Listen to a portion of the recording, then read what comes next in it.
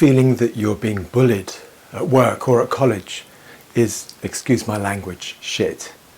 It can turn you surprisingly quickly from a confident and good-humoured professional or motivated student into a self-doubting mess, unable to make decisions or to sleep.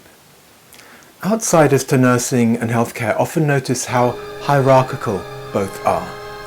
The people who don't need reminding about hierarchies are generally those near the bottom, and hierarchies are great places for bullies.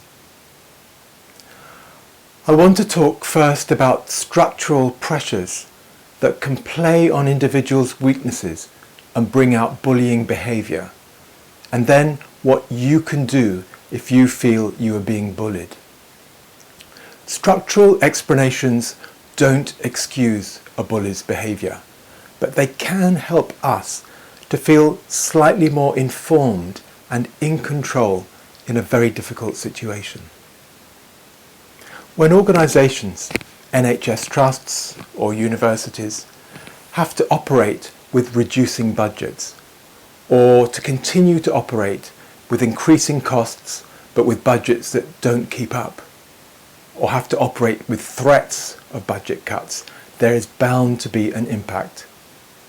The most humane and conscientious managers may end up making unpalatable decisions in almost impossible situations. Detecting inefficiency and waste can only go so far. In NHS trusts, wards or units can be merged to save the salary of a ward manager or two. In the account books, this can solve problems for a while, but in people's lives, there's nearly always an effect. Both suddenly losing your income and position, as well as anxiety about this being about to happen, can alter people's behaviour, sometimes dramatically. It would be surprising if it didn't. Optimistically, adversity might draw people together and increase solidarity, but often the opposite happens. Cultures of uncertainty, anxiety, fear and resentment can grow. The well-known events at Stafford Hospital show graphically how a senior management under financial pressure gradually corrupted morale and professional practice throughout the whole organisation.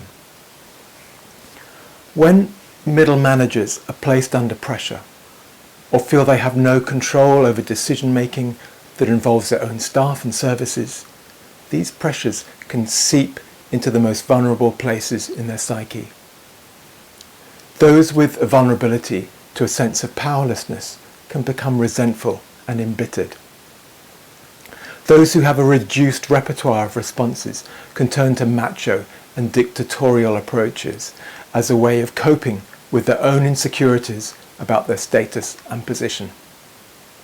In a review of bullying at work, the British Psychological Society tells us that the majority of bullying is done by managers, and that younger workers who may be unaware of their workplace rights, as well as members of ethnic minorities, are the most vulnerable to bullying. In the next presentation, I'm going to tell you what you can do if you feel bullied. We will also repeat this material in written format.